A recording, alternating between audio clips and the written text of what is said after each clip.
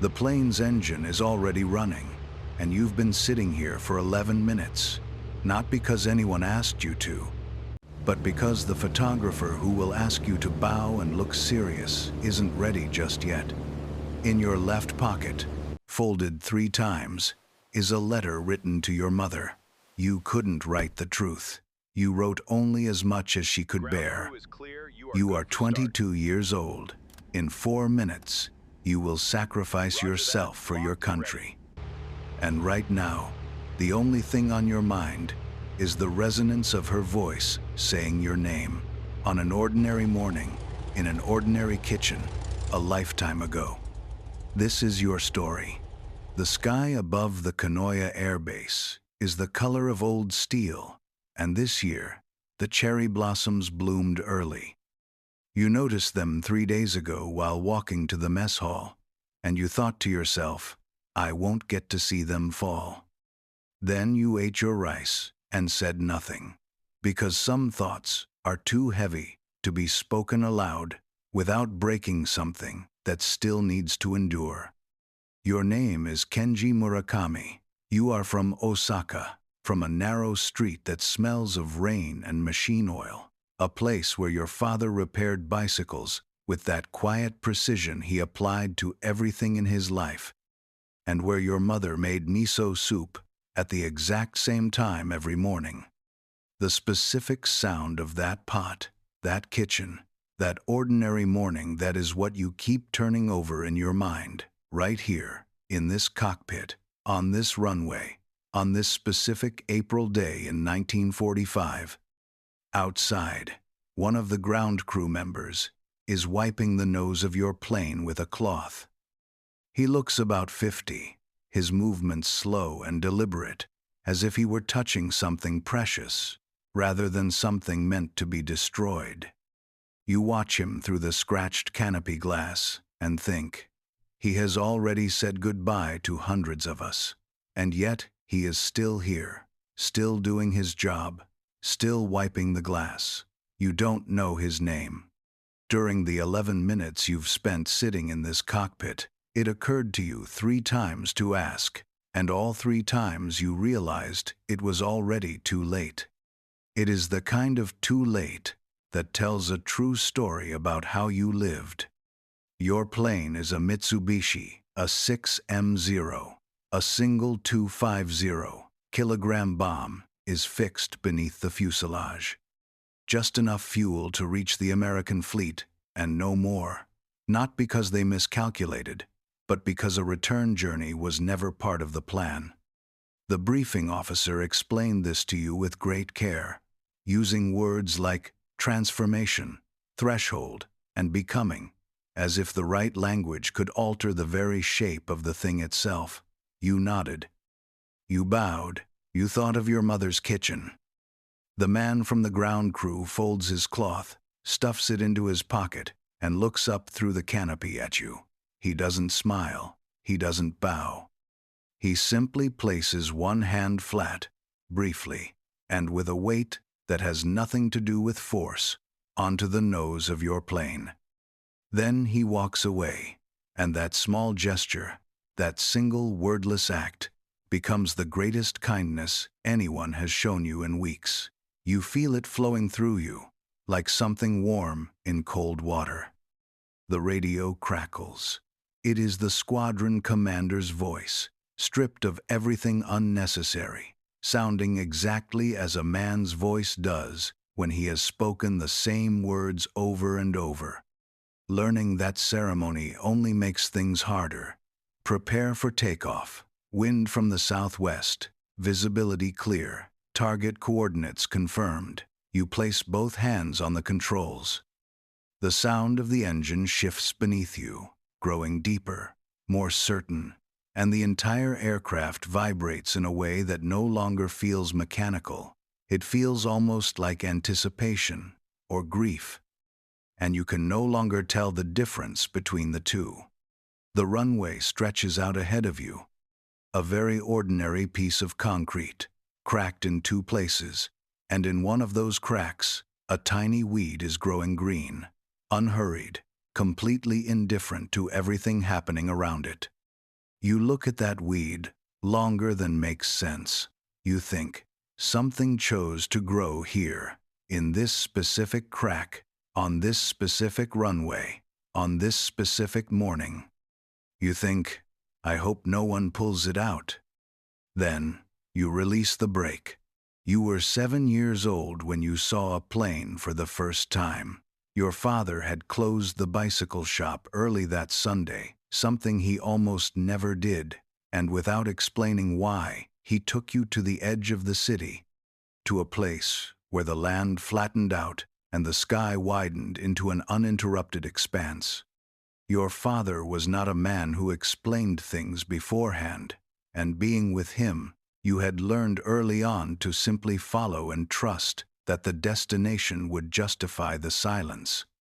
Then you heard it, a sound you couldn't put into words, a deep, mechanical thunder that seemed to come from everywhere at once, from the earth beneath your feet, from your chest, and from somewhere right behind your eyes. Without thinking, you took your father's hand, and he let you, which was unusual enough in itself to be worth remembering. And then it appeared, silver, massive, moving through the sky with such absolute confidence that it seemed to rewrite the rules of the world just by existing.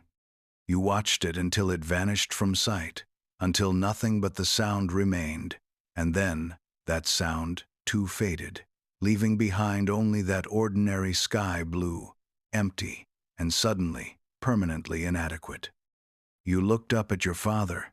He looked down at you, and for once, just this once, he smiled with his whole face, not just the corners of it, and said, "That is where men go when the world is no longer enough."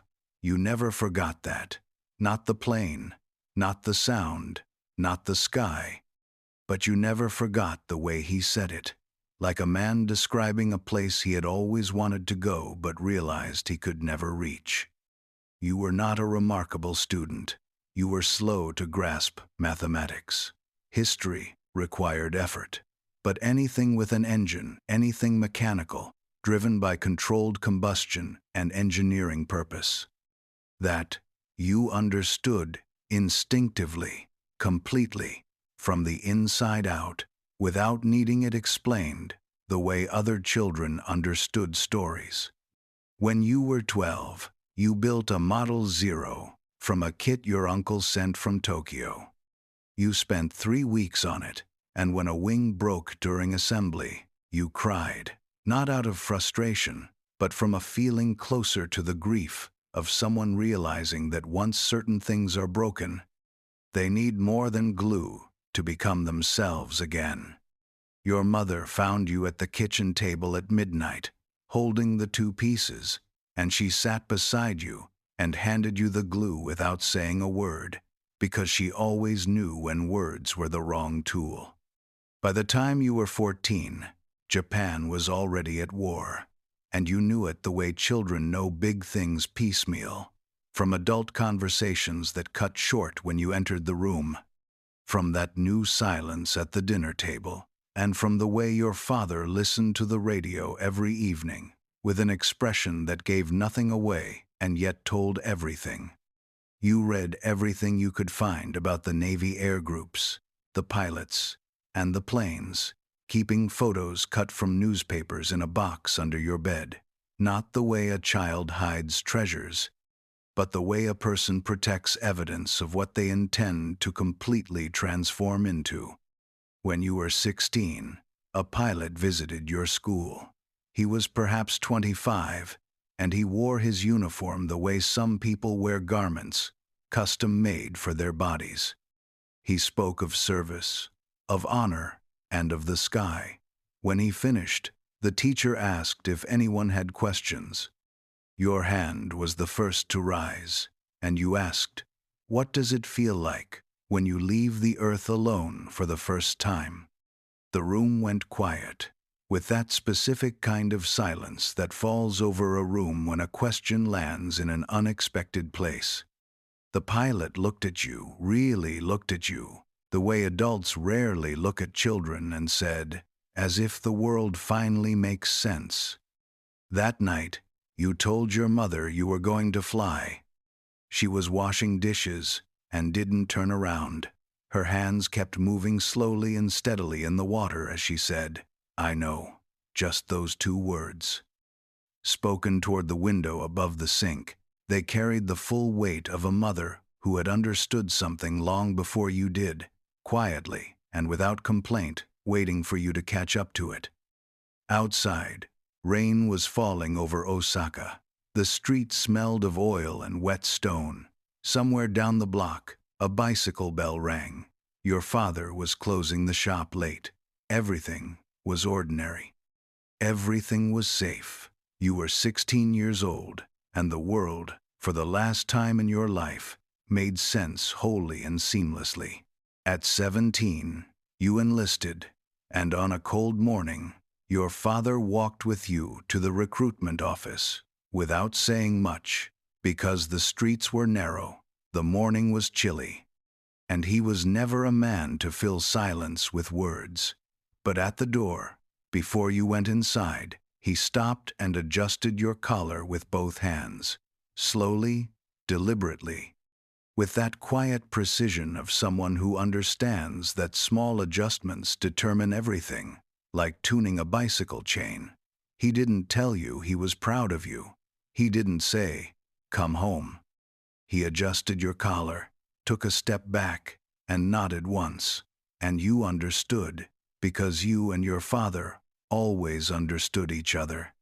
Naval aviation training began in the winter at Tsuchiura, north of Tokyo, in barracks so cold it felt intentional, as if warmth were something you had to earn. 43 young men from all over Japan, all strangers to one another, all there for the same reason, none of them speaking it aloud. The instructors weren't cruel, they simply possessed absolute authority. There was a correct way to stand, to eat, to fold a blanket, to enter a room, to breathe during a steep turn, to lock onto a target. Everything had a correct form, and the distance between wrong and right was measured in lives. Everyone understood this, without being told. You were good, not instantly. The first weeks were nothing but daily routines of humiliation, but you were steadily, undeniably good. Your hands on the controls were calm enough to surprise even you. While other trainees gripped the stick too tightly in turbulence, fighting the aircraft, you had already learned the counterintuitive truth that you cannot conquer a machine, you become fluent in it. Just as you become fluent in a language, not by forcing it, but by listening, by repeating, by learning to think on its terms rather than your own. Your instructor, a veteran of the Coral Sea, watched your landing one afternoon, stayed silent for a long time, and then said, "You have the hands of a pilot." 5 words. You carried them inside you for weeks. Taro became your closest friend. He was from Kyoto, the son of a shrine keeper, and he laughed more easily than anyone you had ever known, a loud, unguarded laugh that didn't fit the barracks, but was entirely right for everything else. The kind of laugh that makes you understand why certain people are necessary in this world. At night, lying in adjacent bunks, you would talk about food, home, and the distinct smell of particular streets, but you never spoke of what you were training for, not because you were avoiding it, but because giving it a direct name would change its weight, and neither of you was ready for that just yet. By 1944, the weight had already changed. The news arrived in fragments, officially managed, words carefully chosen, but even those pieces were enough. Midway, Guadalcanal, the Marianas. Each name was a subtraction, each loss greater than the last. That pilot who had come to your school, the one who said the world made sense from the air, you heard from another trainee that he hadn't returned from a mission in the Philippine Sea. You held that information inside you for a long time, not knowing what to do with it, because some losses do not fit into any category you've been given. In October 1944, Vice Admiral Onishi formed the Special Attack Corps, and the briefing officer explained it carefully, using words like honor, necessity, and the specific mathematics of war. How a single plane, a single pilot, a single deliberate act could achieve what hundreds of conventional missions could not. He asked for volunteers, and the room went silent for 3 seconds. Then you raised your hand, not out of despair or fear of what would happen if you didn't, but because you had spent your entire life learning to fly, and this was the only task left for your country to ask of you. And above and beneath everything else, you were someone who finished what he started. And also, because Taro's hand went up at the exact same moment as yours, and you couldn't let him go alone. That night, you wrote the first draft of the letter to your mother, 3 sentences, then you stopped, folded the paper, and put it under your pillow. Outside, rain was falling over Tsuchiura, and somewhere, you thought, a bicycle bell was probably ringing. You were 19 years old, and the system had claimed you completely. Taro died on a Tuesday, not in battle, not in the sky, not in any way that briefing officers could fit into the language of honor and transformation. His engine failed during takeoff, a mechanical error, a small thing that should have been noticed during the pre-flight check, but wasn't. His plane veered to the left of the runway, struck a fuel tank, and vanished before anyone could comprehend what was happening. You watched from the airfield. You were 40 meters away. The investigation lasted 2 days. The conclusion was 3 sentences long. A ground crew member was reassigned elsewhere, and then it was over, officially, completely over. Taro's bunk was cleared, remade with clean sheets, and a new trainee arrived from Fukuoka, a man who laughed too loudly at the wrong moments, never understanding why the man in the adjacent bunk never laughed at all. That was the first fracture. Not in your resolve understand this, because it matters, but the first fracture in the story you had been told about war, sacrifice, and that meticulous architecture of meaning the briefing officers built so carefully around everything you were asked to do. Taro did not die meaningfully.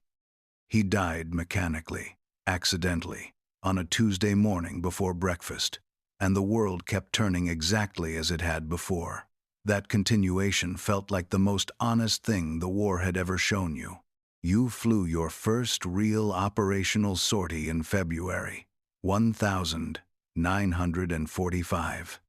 Not a final mission, but a reconnaissance flight, a chance to see the American fleet from above before your actual assignment. And what you saw restructured something fundamental in your understanding of the war. The fleet was massive, in a way numbers hadn't prepared you for, because numbers are not the same as seeing. Seeing meant the gray Pacific, stretching out in every direction, and then, cutting through it, a navy so immense it resembled a geographical fact more than a military force. Destroyers, aircraft carriers, and cruisers, waves of hundreds of ships slicing through the water, looking like permanent scars on something that was never meant to be marked. You flew back to Kanoya in silence, and at dinner, you ate everything on your tray, methodically, without tasting it, and said nothing. Because what you had seen did not fit into any conversation you could possibly have. The fracture deepened. Not in your resolve, not even now, but in the story. The fleet you saw from the air did not look like something that could be stopped by 1, 10, or 100 pilots. It looked like an answer already given, written in steel, tonnage, and that distinct confidence of a power that no longer wondered whether it would win. You didn't say any of this aloud, because who would you tell? Taro was gone. Your instructor spoke only the language of form and accuracy, and the other pilots in your unit spent their days with that focused silence you recognized because you carried it too. To name your own doubt would be to name theirs, and none of you had the strength to do that. In March, you received a letter from home. Your mother wrote about the neighborhood, a cat that had taken to sleeping on the step of the bicycle shop, the price of vegetables, and how your father had repaired a child's tricycle for free. Because the family had nothing, and your father, despite everything, could not bear to see a child go without. She didn't ask when you were coming home.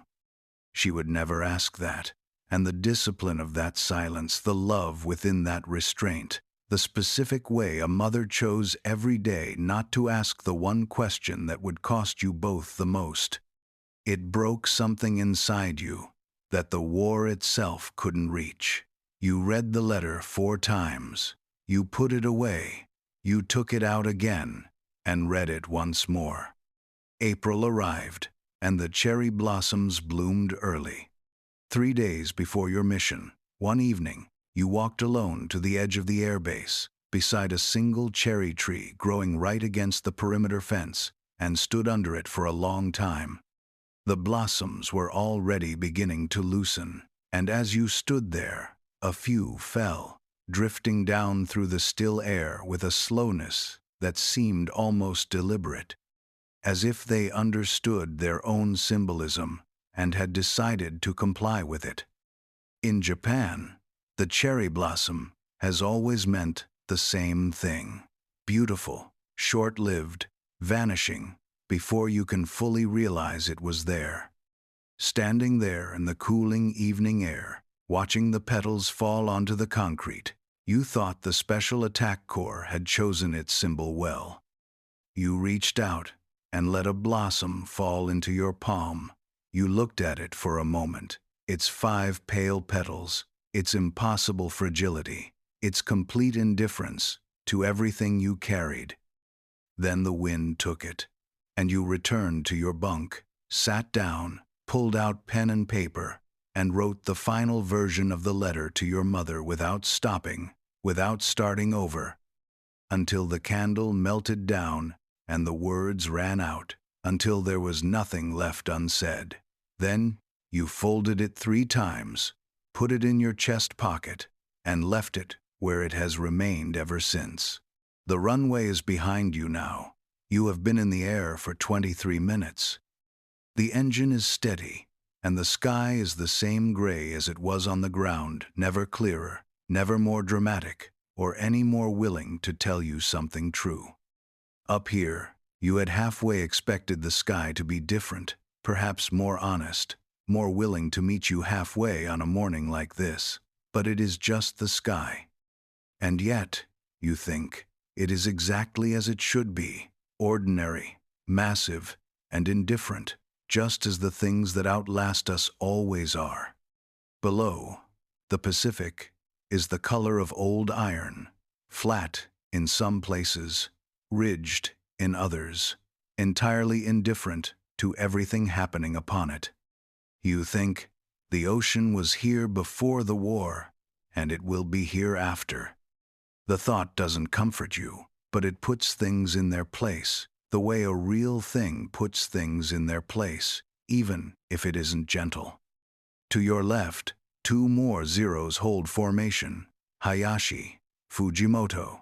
You cannot see their faces. You know their names, but you don't know much else, because there hadn't been much time to get to know each other in recent weeks, and that is one of the things you regret, not the big things. You have already made peace with the big things, the way you make peace with something that hasn't happened yet. But the small things stay with you, the names you never asked, the conversations constantly postponed, that ground crewman who wiped your plane with a cloth, placed his hand flat against the nose, and walked away, whose name you will never know now, and you will carry his kindness for exactly as much time as you have left to carry anything. The radio gives you a heading correction, and you adjust. Your hands on the controls are calm. They have always been calm here, even now, even today. The instructor was right about that. You are glad he said it, glad you heard it, and glad that those 5 words spoken by a single man one afternoon are enough to carry a person this far. You think of your father adjusting your collar at the door of the recruitment office. You think of your mother not turning away from the dishes. You think of Taro's laugh, that loud, unguarded laugh, completely out of place in the barracks, and you think, I hope wherever he went, he still laughs like that. I hope it's the kind of place where that laugh makes perfect sense and no one asks him to be quieter. Ahead, the horizon changes. At first, it is just a darkening, a thickening of the line between sea and sky. Then shapes emerge, and then those shapes turn into ships, and the ships turn into the fleet, looking just as massive, just as gray, and just as permanent as you remembered from February. Your heart isn't racing, and that surprises you, because you expected fear, a real fear, a physical fear, the kind that lives in the stomach and the hands. But what you feel is something quieter than that. Something that underlies both fear and courage. Something that has no name in any language you know, but strangely resembles what you felt as a 7-year-old in Osaka, watching that silver plane vanish into the sky. The feeling that the world is finally, completely, and for the last time, about to make sense. You reach out and touch your chest pocket once, feeling the fold of the letter through the fabric, and you imagine your mother receiving it 3 weeks from now. Reading it alone at the kitchen table in the morning before your father wakes. Reading it twice, folding it back exactly as you folded it, and placing it in that drawer where she keeps the things that matter most to her. Alongside your first school photograph, a pressed flower from her wedding day, and a note your father wrote to her 30 years ago that she has never shown anyone. The letter will stay in that drawer for the rest of her life. She will never throw it away. You know this the way you know certain things about the people who made you, not because they told you, but because you paid attention. You push the throttle forward.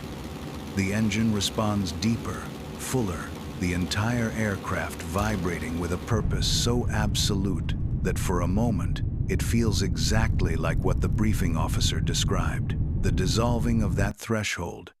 Man and machine merging into a single, irreversible thing, moving at 500 kilometers an hour towards something that will not move out of the way. The fleet fills your windscreen. You think cherry blossoms. You think bicycle bells.